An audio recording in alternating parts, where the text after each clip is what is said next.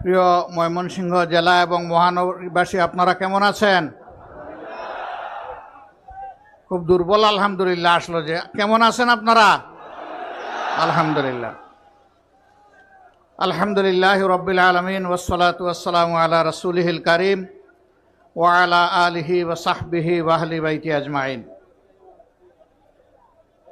ময়মনসিংহ জেলা এবং মহানগরী কর্তৃক আয়োজিত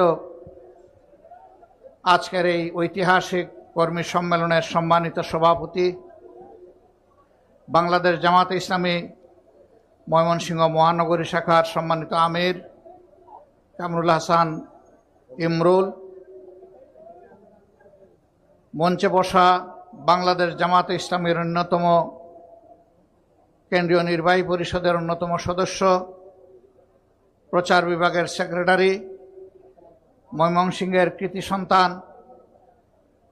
জনাব মতিউর রহমান আখন অ্যাডভোকেট, এ অঞ্চলের পরিচালক কেন্দ্রীয় সাংগঠনিক সেক্রেটারি জনাব ডক্টর সামিউল হক ফারুকী, কেন্দ্রীয় অঞ্চল এবং স্থানীয় নেতৃবৃন্দ, বন্ধু সংগঠনের সম্মানিত নেতৃবৃন্দ, আজকের সম্মেলনে উপস্থিত সহকর্মীবৃন্দ, মিডিয়ার সম্মানিত বন্ধুরা,